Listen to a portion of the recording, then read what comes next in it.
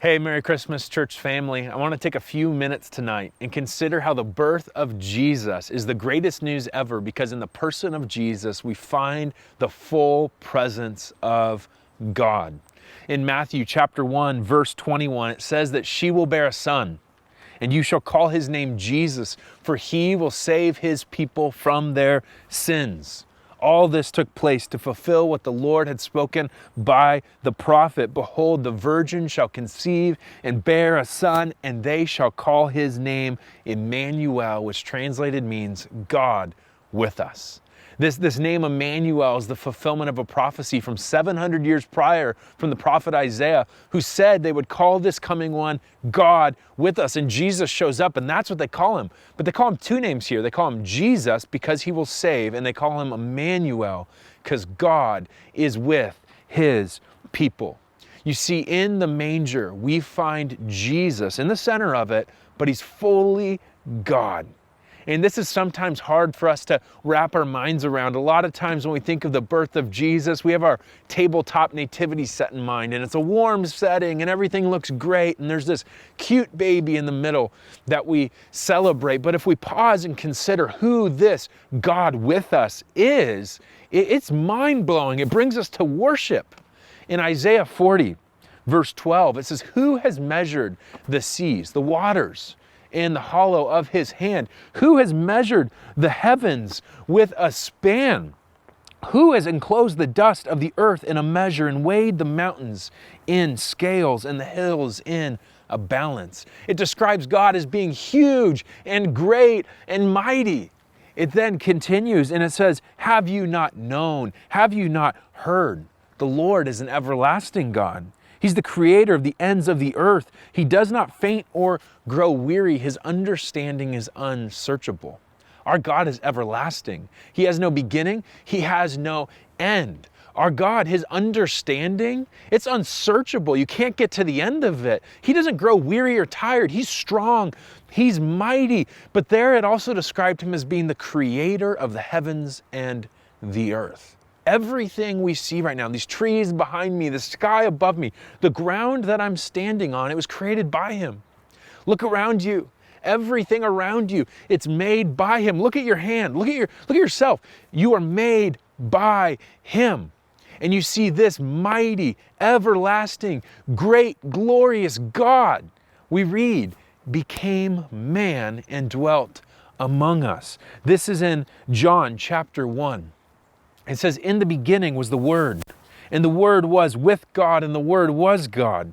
He was in the beginning with God. All things were made through him, and without him was not anything made that was made. In him was life, and life was the light of men. The light shines in the darkness, and the darkness has not overcome it." And then jump down to verse 14. "The Word became flesh and dwelt among us, and we have seen his glory, glory as of the only Son from the Father, full of grace and truth." The everlasting, always existing, never gets tired, all glorious God who made everything, we read in verse 14, became flesh and dwelt among us.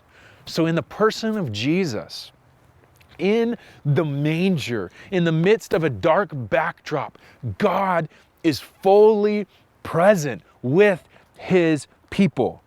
God took on human flesh and displayed his glory to mankind through Jesus Christ. This is really, really good news. Do you want to know God? Look at Jesus, and you will know your God. When we know Jesus, we know our Creator. In Colossians 1, it says this, verse 15, "He's the image of the invisible God, the firstborn of all creation." Down in verse 19, it says, "For in him all the fullness of God was pleased to dwell." Do you want to see God? Look to the Jesus in the Bible. Do you want to understand the fullness of God? Look to Jesus. It is found in him. And this is a glorious thing, because in God coming to us, he came to save us. He is Jesus, the one who came to save. He's Emmanuel, God with us. In Philippians 2, it says this, that he emptied himself, verse 7, by taking the form of a servant, being born in the likeness of men, and being found in human form, he humbled himself by becoming obedient to the point of death, even death on a cross.